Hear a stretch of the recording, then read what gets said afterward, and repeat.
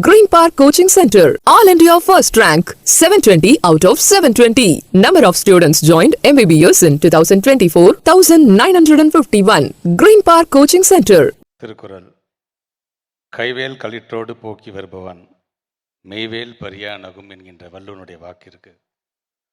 நமது நெஞ்சமெல்லாம் நிறைந்திருக்கின்ற முத்தமிழறிஞர் கலைஞர்களுடைய விளக்க உரை என்பது, கையில் இருந்த வேலினை யானையின் மீது வீசி விட்டதால் களத்தில் போரினை தொடர வேறு வேல் தேடுகிறார் வீரன். தன் மார்பின் மீதே ஒரு வேல் பாய்ந்திருப்பது கண்டு மகிழ்ந்து அதனை பறித்து பகையை எரித்து இடுகின்றான் என்கின்ற அந்த விளக்க உரையோடு மேடையிலே அமர்ந்திருக்கின்ற நான் வாழ்வதற்கு என்னுடைய தந்தைக்கு நான் கடன்பட்டிருக்கிறேன் என்று சொன்னால், நான் நன்றாக வாழ்வதற்கு என்னுடைய ஆசிரியருக்கு நான் கடன்பட்டிருக்கின்றேன். என்னுடைய அரசியல் ஆசிரியர் மாண்புமிகு தமிழ்நாட்டு முதலமைச்சர் அவர்களுக்கும், என்னை ஆளாக்கியிருக்கின்ற என்னுடைய ஆசிரியர் பெருமக்கள், என்னுடைய பேராசிரியர்களுக்கும் முதல்ல என்னுடைய வணக்கங்களை நான் தெரிவித்துக் கொள்கின்றேன். இந்த நல்ல நிகழ்வில் இந்த மேடையில் அமர்ந்திருக்கின்ற ஒவ்வொருவருக்கும் ஒரு காரணம். ஏன் இவர்களை வைத்து இந்த நிகழ்ச்சியை நான் நடத்துகின்றேன் என்பதற்கு ஒரு காரணம். குறிப்பாக இந்த புத்தகத்தை இந்த நாளில் நாம் வெளியிடுகிறோம் என்று சொல்லும்போது, இந்த நாள் என்பது இது எனக்கான பெருமையான ஒரு நாளாக மட்டுமல்ல, நான் சார்ந்திருக்கின்ற இயக்கத்தினுடைய மிகவும் ஒரு முக்கியமான நாளாக இந்த நாளை நான் பார்க்கின்றேன். அதற்கு காரணம், 1956 திராவிட முன்னேற்ற கழகம் தேர்தல் களத்தில் போட்டியிடலாமா வேண்டாமா என்பதற்காக பேரறிஞர் அண்ணா அவர்களால் திராவிட நாடு இதழிலே அன்பில் அழைக்கிறார் என்கின்ற ஒரு மிகப்பெரிய கட்டுரை, அந்த கட்டுரையின் மூலமாக உடன்பிறப்புகளாம் அழைக்கப்பட்டார்கள் என்று சொல்லும் பொழுது, இதே மே 17 தான் அந்த மாநாடும் நடைபெற்றது என்கின்ற ஒரு வரலாற்று சிறப்புமிக்க நாளாகவும் இந்த நாள் அமைந்திருக்கின்றதை எண்ணி நான் உள்ளபடியே நான் மகிழ்கின்றேன். அதேபோல் இந்த புத்தகத்தினுடைய தலைப்பு தேசிய கல்விக் கொள்கை 2020 என்னும் மத யானை. பேர் வச்சது நாங்கள்ல, பேர் வச்சது முத்தமிழறிஞர் கலைஞர் அவர்கள். 2016 அவர் சமூக வலைதளத்தில் அது சார்ந்து பதிவிடும் பொழுது, புதிய கல்விக் கொள்கை என்கின்ற இந்த மத யானை தமிழ்நாட்டிலே புகுந்து விடாமல் பார்த்து கொள்ள வேண்டியது நம்முடைய பணி என்று சொன்னார். அன்னைக்கு அவர் சொன்னார். இன்றைக்கு என்னுடைய அரசியல் ஆசான் அதை செய்து கொண்டிருக்கின்றார். தமிழ்நாட்டு முதலமைச்சருடைய இந்த குரல் என்பது வெறும் தமிழ்நாட்டிற்கான குரல் மட்டுமல்ல. இந்த குரல் என்பது கேரளாவிற்கான ஒரு குரல். இந்த குரல் என்பது வெஸ்ட் பெங்காலுக்கான ஒரு குரல், ஏன் மகாராஷ்டிராவுக்கான ஒரு குரல், தெலுங்கானாவுக்கான ஒரு குரல். அதனால்தான் இன்றைக்கு அவர் எழுப்பிய குரலுக்கு பிறகு மகாராஷ்டிராவில் இந்தி திணிப்பு என்று சொன்னாங்க பார்த்தீங்கன்னா, இன்றைக்கி அதை பின்வாங்கி இருக்கிறார்கள் அவர்கள். தெலுங்கானாவை பொறுத்த வரைக்கும் இந்த NEP 2020 is unfit for Telangana என்று அங்கே இருக்கின்ற கல்வி குடும்பத்தை சார்ந்தவர்கள் இன்றைக்கு பேச தொடங்கி இருக்கிறார்கள். இந்தியை திணிப்பதனால் கர்நாடகாவை சார்ந்திருக்கின்ற படிக்கக்கூடிய பிள்ளைகள் கிட்டத்தட்ட 90,000 பேர் இன்னைக்கு ஃபெயில் ஆகிருக்கிறாங்க. இதையெல்லாம் சிந்தித்து பார்த்து முன்கூட்டியே 2019 டிராஃப்ட் வெர்ஷனாக இருக்கும் பொழுதே குரல் கொடுத்தவர் யார் என்று சொன்னால், மாண்புமிகு தமிழ்நாட்டுடைய முதலமைச்சர் அப்படிங்கிறத நீங்கள் மறந்திருக்க கூடாது. அதனால தான் இந்த இடத்துல நம்முடைய தமிழ்நாட்டு முதலமைச்சரை நாம் அழைக்க வேண்டும், அவர் கையால் இதை நாம் வெளியிட வேண்டும் என்று நாங்கள் ஆசைப்பட்டோம். நான் ஃபஸ்ட்டு ஒரு திருக்குறள் நான் சொன்னேன் பார்த்தீங்களா, கலைஞருடைய அந்த விளக்க உரை சொன்னேன் பார்த்தீங்களா, கையில் இருந்த வேலை தூக்கி எறிஞ்சாச்சு, யானை போயிடுச்சு. ஆனால் நம்முடைய எதிரிகளை நாம் எப்படி நாம் எதிர்கொள்ள வேண்டும் என்று சொல்லும்போது, ஒன்றிய அரசாங்கத்தால் நம்ம மீது கஷ்டப்பட்டு பாய்ச்சப்பட்ட ஒரு வேல் இருக்குது. இங்கே அதிகாரமே இல்லாத ஒரு வேல் இருக்குது. அந்த வேலுக்கு கூறும் இல்லை. ஆனால் அந்த வேலை தமிழ்நாட்டு கொஞ்சம் பார்த்து சந்தோஷப்படுற, எனக்குனே நீ மாட்டிட்ட, எனக்குனே நீ சிக்கிட்ட, அந்த வேலை எடுத்து சுப்ரீம் கோர்ட்டுங்கிற பலத்தால் இன்றைக்கு ஒன்றிய அரசை ஓட விரட்டக்கூடியவராக இருக்கிறார் என்று சொல்லும் பொழுது, அந்த திருக்குறள் எப்படி பொருந்திருக்கிறது என்பதை நீங்கள் பார்க்க வேண்டும். When a clown moves into a palace, he doesn't become the king. The palace becomes a circus. இது டர்க்கிஷ் proverb. இதை தான் இங்கே இருக்கிறவர் ஒருத்தர் செஞ்சிட்டு இருக்கிறாரு. அதற்கு இன்னைக்கு பாடம் சொல்கின்ற அளவுக்கு தமிழ்நாட்டு முதலமைச்சருடைய அந்த ஒவ்வொரு முயற்சியை இன்னைக்கு நம்மால் பார்க்க முடியும். அதனால தான் தமிழ்நாட்டு முதலமைச்சர் இந்த புத்தகத்தை வெளியிட வேண்டும் என்று நாங்கள் ஆசைப்பட்டோம். தமிழ்நாட்டினுடைய துணை முதலமைச்சர் ஒரு நாட்டினுடைய துணை முதலமைச்சராக அல்லது என்னுடைய நண்பராக இருக்கிறார் என்பதற்காக மட்டும் அவர் மேடையில் நாங்கள் அமர்த்தி அவருக்கு நாங்கள் வரவேற்பு சொல்ல விரும்பவில்லை. ஐடியாலஜிக்கலாக எந்த காம்ப்ரமைஸும் இல்லாத ஒரு இளைஞன் ஒருத்தர் இருக்காரு பார்த்தீங்களா, அந்த இளைஞனை நாங்கள் பார்க்கின்றோம். அந்த இளைஞன் வந்து வரவேற்புரை ஆற்றினால் அது சரியாக இருக்கும் என்று நாங்கள் ஆசைப்பட்டோம். அவர் ஒரே ஒரு சொல்ல எடுத்து பேசினார், சனாதனத்தை பற்றி எடுத்து பேசணும்னு ஒட்டுமொத்தமாக இந்தியாவில் அங்கேருந்து இங்கேருந்து ஆளாளுக்கு பார்த்தீங்கன்னா ஒரு வழக்கு அவர் மேலே போட்டுக்கிட்டே இருந்தாங்க. எப்படியாச்சும் மன்னிப்பு கேட்டுருங்கன்னு சொன்னாங்க. நான் கலைஞருடைய பேரை நான் மன்னிப்புலாம் நான் கேட்க முடியாதுன்னு கடைசி வரைக்கும் நின்னார். அவர் நின்ற பிறகு ஒட்டுமொத்தமாக நீதிமன்றமே அந்த வழக்கை முடிச்சு வச்சிருச்சு. ஆனால் அந்த வழக்கை முடிச்சு வச்சதை பற்றி யாருமே பேசலை. பேச வேண்டும் என்று நாங்கள் விரும்பவில்லை, எங்களை கொண்டாட வேண்டும் என்று நாங்கள் விரும்பவில்லை. நாங்கள் கொள்கையில் ஸ்ட்ராங்காக இருக்கணும்னு தெரிஞ்சால் போதும் என்ற அளவுக்கு இருக்கிறார் என்று சொன்னாலும் சொல்லாட்டும் எங்களுடைய தமிழ்நாட்டு முதலமைச்சர் என்கிற பாகன் கையில் இருக்கின்ற அங்குசம் எங்களுடைய மாண்புக்கு துணை முதலமைச்சர் அவர் இருக்க வேண்டும் என்று ஆசைப்பட்டோம். இன்றைக்கு அவரும் இந்த மேடையிலே அமர்ந்திருக்கின்றார். அதே போன்று இங்கே வருகை தந்து உரையாற்றிருக்கின்ற நம்முடைய மயில்சாமி அண்ணாதுரை ஐயா அவர்கள் நம்முடைய தமிழ்நாட்டிற்கான ஒரு மிகப்பெரிய பெருமையாக இருமொழி கொள்கைகளை படித்து இன்றைக்கு மயில்சாமி அண்ணாதுரை அவர்கள் முன்னாடி ஐஎஸ்ஆருடைய ஒரு ஃபார்மர் டைரக்டராக இருந்திருக்கிறார். அவர் இங்கே வந்திருக்கார் என்று சொல்லும் பொழுது அவர் பேரே மயில்சாமி. சாமி மயில் மேலே உட்காந்து உலகத்தை சுத்துச்சு நம்ம சொல்கிறோம். ஆனால் இந்த மயில்சாமி பக்கத்தில் ஒரு பேர் வந்துச்சு பார்த்தீங்கன்னா, அண்ணாதுரை என்று பெயர் வந்தது பிறகு அறிவியல் மூலமாக நிலவுக்கே போயிட்டு வரலாங்கிறத கண்டுபிடித்த ஒரு அறிவாற்றல் இன்றைக்கு அவர் இருக்கின்றார். உரையாற்றி அமர்ந்திருக்கேன் நம்முடைய lordship Gopal Gowda sir. The very powerful statement அவர் கொடுக்குறதெல்லாம் பார்த்தீங்கன்னா, the NEP 2020 policy is not just a policy, it's a policy against human ரைட்ஸ்ன்னு சொன்ன முதல் மனிதர் அவர் தான். ஆக அவர் இந்த மேடையில் இருக்க வேண்டும் என்று ஆசைப்பட்டோம். இன்றைக்கு அவரும் இந்த மேடையில் அமர்ந்திருக்கின்றார். திக்விஜய் சிங் சார் சொல்லவே வேணாம். ஸ்டாண்டிங் கமிட்டியில் நீங்கள் உலகம் முழுவதும் பேசுகிறோம். பார்லிமெண்ட்டில் இருக்கின்ற ஒரு ஸ்டாண்டிங் கமிட்டி இந்த NEP காரணம் காட்டிட்டு நீங்கள் பணத்தை கொடுக்கறதை நிறுத்தக்கூடாதுன்னு ஒரு பவர்ஃபுல் ஸ்டேட்மெண்ட் தர்மேந்திர பிரதான் யாதவ் சொன்னார் பார்த்தீங்களா, அவர் இன்றைக்கு நம்மளோட திக்விஜய் சிங் சார் வந்திருக்கிறார்.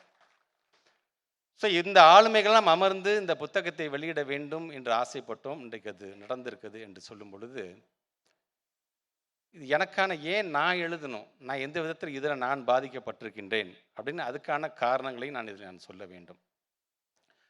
உதாரணத்திற்கு இங்கே வருகை தந்திருக்கின்ற நம்முடைய கழகத்தினுடைய பொருளாளர்கள், துணை பொதுச் செயலாளர்கள், தோழமை கட்சியை சார்ந்திருக்கின்ற ஆசிரியர், பேராசிரியர் உள்ளிட்ட அனைவருக்குமே எங்களுடைய மாண்புமிகு அமைச்சர் பெருமக்கள், நாடாளுமன்ற உறுப்பினர்கள், மக்கள் பிரதிநிதிகள், பிரஸ் அண்ட் மீடியாவை சார்ந்திருக்கின்ற கல்வியாளர்கள், இளைய சமுதாயம், பத்திரிகை துறை, ஊடகத்துறை சார்ந்திருக்கிற நண்பர்கள், குறிப்பாக என்னுடைய அழைப்பை ஏற்று தமிழ்நாட்டிலிருந்து பல்வேறு பகுதியிலிருந்து வருகை தந்து உங்கள் அனைவருக்குமே முதல்ல என்னுடைய நன்றியை உங்களுடைய பொறுப்பாதங்களை சமர்ப்பிக்க நான் கடமைப்பட்டுக்கிறேன்.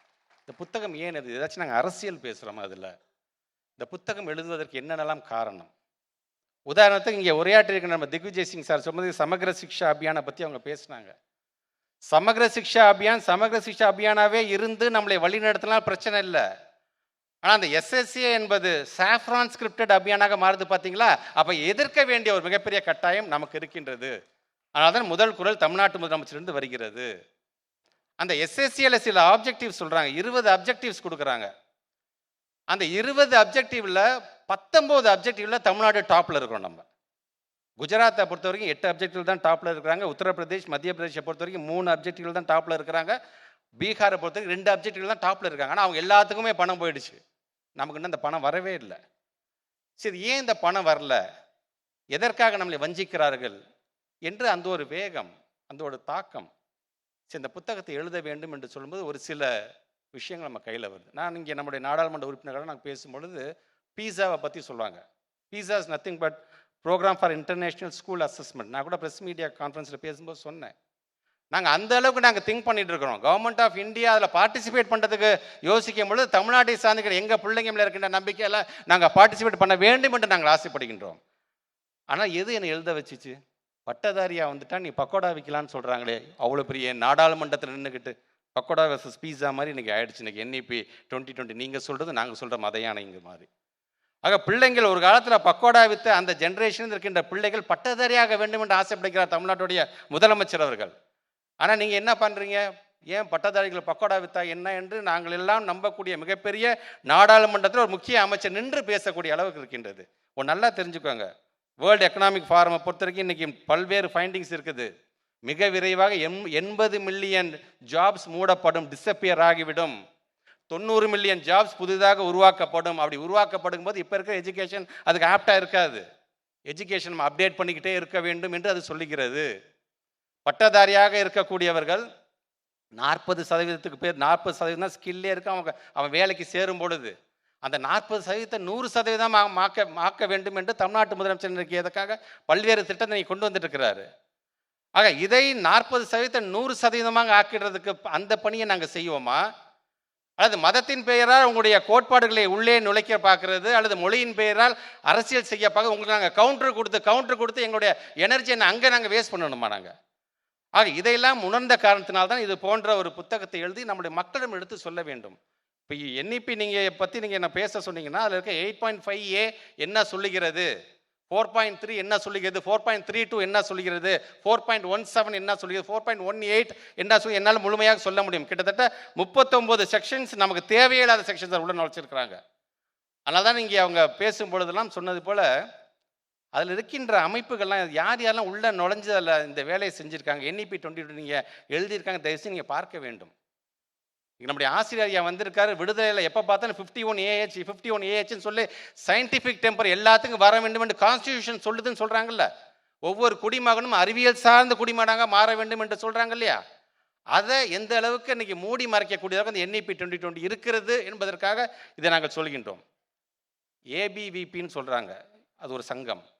ஏபிஎஸ்பின்னு ஒரு சங்கம் சொல்கிறாங்க. இதிகாசத்துக்கெல்லாம் ஒரு தனியாக ஒரு சங்கம் இருக்குதான். சான்ஸ்கிரிட்டுக்கு தனியாக ஒரு சங்கம். இந்த சங்கம் இது மாதிரி 11 சங்கம் வாயிலே பேரே நுழைய முடியாத சங்கத்தை சார்ந்திருக்கின்ற ஆஃபீஸ் பேரர்ஸ் நிர்வாகிகளும் அதை சார்ந்திருக்கின்ற உறுப்பினர்களாம் சேர்ந்து எழுதப்பட்டது தான் இந்த என்இபி 2020. அப்படின்னா அது எப்படி இருக்கும் என்பதை நீங்கள் பார்க்க வேண்டும் என்பதற்காக சொல்லி, ஏன் நம்முடைய துணை முதலமைச்சர் அடிக்கடி சொல்லுவார் எப்படிப்பட்ட குரூப் இவங்க இருக்கிறாங்கிறதுக்காக சொல்கிறேன். துணை முதலமைச்சர் அது வேடிக்கையாகவும் அது வேதனையாகவும் அவர் சொல்லுவார். கொரோனாவை விரட்டுறதுக்கு தமிழ்நாட்டு முதலமைச்சர் இங்கே இருக்கின்ற மருத்துவத்துறையை சார்ந்திருக்கின்ற அமைச்சராக இருந்தாலும் சரி, இங்கே இருக்கின்ற குழுவை அமைக்கிறார். அதை விரட்டுறதுக்கு அவ்வளோ பாடுபடுறோம். WHO பொறுத்த வரைக்கும் அதுக்கென்று தனியாக ஒரு பேட்டர்னே வச்சுருக்காங்க. எப்படி நாம் ஊரடங்கை செய்ய வேண்டும், 7 நாளைக்கு ஒரு தடவை 20 இப்படியெல்லாம் சிந்திச்சுட்டு இருக்கும் பொழுது அவங்க என்ன சொல்கிறாங்க, 6 மணி ஆனால் விளக்கேற்றி வை, 6 மணி ஆனால் பெல் அடி, 6 மணி ஆனால் கைத்தட்டு, கொரோனா ஓடிவிடும் என்று சொல்லுகிறார். இப்படிப்பட்டவர்கள் என்இபி 2020 எழுதுனா எங்கள் பிள்ளைங்க எப்படி அறிவியல் சார்ந்த பிள்ளைங்களாக வருவார்கள்? எங்கள் பிள்ளைங்களை பொறுத்த ஹிந்தின்னு உள்ள திணிக்க பார்க்குறீங்கல்ல. ஒன்றே ஒன்று சொல்கிறேன், எங்களை பொறுத்தவரைக்கும் எங்களுடைய பிள்ளைகள் ஒரு விஞ்ஞானியாக வர வேண்டும், ஒரு மருத்துவராக வர வேண்டும், ஒரு பொறியாளராக வரணும். நாங்கள் ஒன்று மொழிபெயர்ப்பாளருக்கு நாங்கள் ஆள் எடுத்துகிட்டு இருக்கிறோம், நாங்கள் தயார் செஞ்சுட்டு இருக்கிறோம். நாங்கள் ஆக இதை உணர வேண்டும் என்பதற்காகத்தான் இன்றைக்கு இது போன்ற இந்த புத்தகத்தை நாங்கள் எழுதியிருக்கின்றோம். தமிழ்நாட்டை பொறுத்தவரைக்கும் எப்போ பார்த்தாலும் கலைஞர் குடும்பத்தை நாங்கள் உயர்த்தி பிடிச்சிட்டே இருக்கோம்ல. எதற்காக கலைஞர் குடும்பத்தை நாங்கள் உயர்த்தி பிடிப்பதற்கு காரணம் என்ன? நாம் இவ்வளோ பெரிய இன்டர்நேஷ்னல் லெவலில் இவ்வளோ பெரிய அரங்கத்தை தமிழ்நாட்டு முதலமைச்சர் அன்றைக்கு இருந்த முத்தமிழர் கலைஞர் கட்டி எல்லாரும் சமம், எல்லாரும் இங்கே உட்காருங்க, இது சாதி மதம்லாம் கிடையாது, இங்கே படித்தவனுக்கு தான் இங்கே உண்டு வேலை, உட்காருங்கன்னு என்று சொல்லி இப்படி கட்டமைத்து அதை பகுத்தறிவோடு அவர் பேசினார். பார்த்தீங்களா? அந்த கருத்தை பொறுத்து கொள்ளாமல் அன்னைக்கே சொல்கிறாங்க கலைஞருடைய தலையை சீவ வேணும். என் தலையை நானே சீவலைன்னு சொன்னார். தமிழ் அவரு லெஃப்ட் ஹேண்டில் டீல் பண்ணிட்டு போயிட்டார். இன்றைக்கு அதே போன்று நம்முடைய மாண்புக்கு தமிழ்நாட்டுடைய முதலமைச்சர் என்இபி 2020 கொண்டு போது நீ கொடுக்குற அந்த 2000 கோடி இல்லை 10,000 கோடி ஆனாலும் சரி எனக்கு அது தேவையில்லை, அந்த 2000 கோடியை ஒத்துக்கிட்டு நான் என்னுடைய தமிழ் சமுதாயத்தை 2000 ஆண்டுகள் பின்பு நான் எடுத்து செல்வதற்கு நான் தயாராக இல்லை என்று சொன்னார். பார்த்தீங்களா? இப்போ அவங்களுக்கு கன்ஃபியூஷன். அவங்களுக்கு ஒன்றிய அரசாங்கத்தை பொறுத்த வரைக்கும் என்னப்பா தான் தமிழ்நாடு தான் நம்பர் 1 இருக்குது எல்லாத்துலேயுமே. தமிழ்நாடு முதலமைச்சர் தான் நம்பர் 1. தமிழ்நாடு முதலமைச்சர் ஒட்டுமொத்த இந்தியாவிலே முதலமைச்சராக இருக்கார். அப்போ ஏன் நம்ம சொன்னவங்க கேட்டுக்கிட்டா தான் என்னப்பா என்று நினைக்கும் பொழுது அவங்களுக்கு புரியல. நீ சொல்கிறத நாங்கள் கேட்காதனால தான் ஏன் நாங்கள் தமிழ்நாடு நம்பர் 1 இருக்கிறோம், தமிழ்நாடு முதலமைச்சர் நம்பர் 1 இருக்கிறோங்கிறது உங்களுக்கு தெரியவில்லையே. ஆக முத்தமிழர் கலைஞர் நமக்கு கொடுத்து சென்ற ஒரு கொள்கை வாரிசு அவர். நம்முடைய மாண்புமிகு தமிழ்நாட்டுடைய துணை முதலமைச்சர் அதே கணக்கு. கலைஞர் தாத்தாக்கு என்ன வந்துச்சோ அதே தான் நம்முடைய அவருக்கும். உன் தலையை நான் எடுத்துருவேன், உன் தலைக்கு நான் 10 கோடி கொடுப்பேன், அதெல்லாம் அவர் கண்டுக்கவே இல்லை அவர். ஆக அப்படி மட்டுமல்ல, டெல்லிக்கு அனுப்பிச்சு வைக்கிறார் நம்ம தமிழ்நாட்டு முதலமைச்சர். என்இபி சார்ந்து நீ பணத்தை நீ போய் வாங்கிட்டு போ, ஆனால் நீ மட்டும் போகாத. போகும்போது அங்கே நாடாளுமன்ற குழுவை சார்ந்திருக்கின்ற நம்முடைய தலைவர் கனிமொழி எம்பி அவர்கள் அழைச்சிட்டு போய் அங்கே இருக்க ஒவ்வொரு கட்சி நம்ம தோழமை கட்சியை சார்ந்திருக்கின்ற ஒவ்வொரு எம்பிஸையும் நீ அழைச்சிட்டு போன்னு சொல்லி நம்ம தோழமை கட்சி சார்ந்த ஒவ்வொருத்தையும் ரெப்ரசன்ட் பண்ணி நான் கூட்டிகிட்டு போகிறேன். நான் அங்கே எனக்கான பெருமை நம்முடைய நாடாளுமன்ற உறுப்பினர் கனிமொழி அம்மையார் அவர்கள் அங்கே இருக்கின்ற நம்முடைய ஹானரபிள் எல்ஓபி நம்ம ராகுல் காந்தி சார் எப்படி நம்ம இன்ட்ரோடியூஸ் பண்ணி வைக்கிறாரு, is like the second son of our Tamil Nadu chief minister என்று சொல்லிக்கிறார். இதை விட என்னங்க பெருமை வேண்டும் எனக்கு. நம்முடைய honourable union minister Dharmendra Pradhan எப்படி நம்ம இன்ட்ரோடியூஸ் பண்ணாங்க, இவர் என்னோட அண்ணன் புள்ள வந்திருக்கு. All the way he has come from Tamil Nadu, you should not go with the empty hand, you have to consider அப்படிங்கிறாங்க. உடனே அவங்க சொல்கிறாரு, அவர் தர்மேந்திர பிரதான், நமக்கு நாங்கள்லாம் உட்காந்துருக்குறோம், நம்முடைய கனிமொழி மேடம்கிட்ட அவர் சொல்கிறார், நாங்கள் உங்களுக்கு நல்லா தெரிஞ்சுக்குவாங்க, உங்களுடைய இந்த ஸ்டேட் எஜுகேஷன் அப்படிங்கிற இந்த பாலிசிங்கிறது வந்து மாநில பட்டியலிருந்து அது கன்கரண்ட் லிஸ்ட்டுக்கு போனதே காங்கிரஸ் கவர்மெண்ட் தான் காரணம், அது தெரியுமா உங்களுக்கு என்று அந்த யூனியன் மினிஸ்டர் சொல்கிறார். அவங்க சொல்கிறாங்க, ஆமாம் ஒத்துக்கிறோம், இப்போது அதை நாங்கள் ஸ்டேட் லிஸ்ட்டுக்கு கொண்டு வரும் தான் நாங்கள் ஃபைட் பண்ணிகிட்டு இருக்கிறோம். ஆனால் at least Congress government knows the meaning of what is concurrent. ஆனால் உங்களுடைய பிஹேவியர் எப்படி இருக்குன்னா இது முழுக்க முழுக்க யூனியன் லிஸ்ட்டில் இருக்கிற மாதிரியே நீங்கள் பேசுகிறீங்களே என்று அவங்களுக்கு அங்கே சொல்கிறாங்க. சும்மா அவங்க ஸ்டாண்டை மாற்றி பேசாதீங்க என்று அந்த யூனியன் மினிஸ்டர் சொல்லும்போது உடனே அடுத்தது நம்முடைய கனிமொழி மேடம் சொல்கிறாங்க, அது கலைஞர் பிள்ளை இல்லையா, கனிமொழி மேடம் சொல்கிறாங்க உடனே, ஏன் நீங்கள் மட்டும் பாரத் மாதா கி ஜெயின்னு சொல்லிட்டு இப்போ ஜெய் பூரி ஜெகநாத் நீங்கள் மாற்றிக்கலையா என்று உடனே சொன்னாங்க. அவர் வாயை அடிச்சு போயிட்டார் அவங்க. ஸோ இப்படி இந்த கலைஞர் குடும்பத்தை சார்ந்தவர்கள் எல்லாருமே ஒரு பக்கம் பாராட்டுறாங்க, ஒரு பக்கம் கண்ணாப்புனான்னு விமர்சனம்லாம் பண்ணுறீங்களா, ஆனால் கொள்கைகளை விட்டு கொடுக்காம கலைஞர் சொன்னது தான் அரசியல் பளபளப்பை காட்டிலும் சுயமரியாதை சிங்கங்களாக, கொள்கை சிங்கங்களாக உலா வருவது தான் எங்களுக்கு தனி மகிழ்ச்சி என்று சொன்னார். பார்த்தீங்களா, அதை நிலைநாட்டக்கூடிய குடும்பம், அதனால தான் உயர்த்தி பிடிக்கும். நமக்கான அரண் அவங்க. இந்த அரணை நீங்கள் விட்டுட்டீங்கன்னா ஆளாளுக்கு நம்ம மீது பாய்ந்து விடுவார்கள். ஆக அதை முழுமையாக நீங்கள் புரிந்து கொள்ள வேண்டும் என்பதற்காகத்தான் இந்த புத்தகத்தை நாங்கள் எழுதியிருக்கிறோம். 134 பக்கம்தான் இருக்கின்றது. அந்த புத்தகத்தில் கிட்டத்தட்ட ஒரு 12 வகையான தலைப்புகளில் வந்து ஒவ்வொன்றை பற்றி நான் எடுத்து சொல்லியிருக்கேன். எந்த அளவுக்கு கொள்கையை புகுத்த பார்க்குறாங்க, என்சிஆர்டியோடைய இம்பேக்ட் எப்படி இருக்க போகுது, இருமொழி கொள்கை வர்சஸ் 3 லாங்குவேஜ் பாலிசி எப்படி இருக்க போகுது, எங்களுடைய டீச்சர்ஸை எந்த அளவுக்கு வஞ்சிக்கிற மாதிரியான பல்வேறு சரத்துக்கள் இருக்கின்றது, எல்லாமே எடுத்து சொல்லியிருக்கிறோம். முழுமையாக படித்து தெரிந்து கொள்ளுங்கள். நீங்கள் நாளைக்கு தமிழ்நாட்டு முதலமைச்சர் இது சார்ந்து எந்த ஒரு அறிவிப்பு அறிவித்தாலும் ஆமாம் இது சார்ந்து சொல்கிறாரு கரெக்டு தான், நம்ம பின்னாடி போகணும் அப்படிங்கிறத உங்களுடைய அறிவு சார்ந்தவர்களாக மாற்ற வேண்டும் என்பதற்காகத்தான் இன்றைக்கு இந்த புத்தகத்தை நாங்கள் எழுதியிருக்கிறோம். குறிப்பாக நான் என்னுடைய உரையை இப்படி நான் கன்க்ளூட் பண்ணுறேன். நான் பேரறிஞர் அண்ணா அவர்கள் தான் சொல்வார், எனக்கு புராணம் தெரியும், எனக்கு சாஸ்திரம் தெரியும், எனக்கு யஜூர் நான் படிச்சிருக்கேன், எனக்கு சாமம் தெரியும், எனக்கு நான் சாணக்கிய பரம்பரை அப்படிலாம் யாராச்சும் சொல்லிட்டு போருக்கு போகிறான்னு வச்சுக்கோங்களேன், அவன் எப்படிப்பட்ட ஏமாளிக்கு சமமானவன் என்று சொன்னால், யானைக்கால் வியாதி வந்தவன் தனக்கு யானை பலம் உண்டுன்னு நினைக்கிறான். பார்த்தீங்கன்னா அந்த ஏமாளிக்கு சமமானவன் என்று சொல்வதைத்தான் முழுக்க முழுக்க இந்த என்இபியில் சுற்றி பார்த்தீங்கன்னா அதை பற்றியே தான் பேசியிருக்கிறாங்க. ஸோ அந்த விதத்தில் இன்றைக்கு நமக்கான அரணாக, நமக்கான பாகனாக தமிழ்நாட்டுடைய முதலமைச்சர் இருக்கிறார். அவருடைய கரத்தை நாம் வலுப்படுத்திட வேண்டும். முத்தமிழர் கலைஞருடைய வரிகளோடு என்னுடைய உரையை நான் நிறைவு செய்கிறேன். கோயில் கூடாது என்று கூறவில்லை, கோயில் கொடியவர்களின் கூடாரமாக ஆகிவிடக் கூடாது என்று சொல்கின்றோம். கல்விக் கொள்கை கூடாது என்று சொல்லவில்லை, கல்விக் கொள்கை காவிய கொள்கைகளுடைய கூடாரமாக மாறிவிடக் கூடாது என்று தான் சொல்கிறேன் என்று சொல்லி இந்த நிகழ்வுக்கு வருகை தந்திருக்கின்ற உங்கள் அனைவருக்குமே என்னுடைய நன்றியை தெரிவித்து இந்த உரையை நிறைவு செய்கிறேன். நன்றி, வணக்கம். Green Park Coaching Center, All India First Rank, 720 out of 720. Number of students joined MBBS in 2024, 1951. Green Park Coaching Center.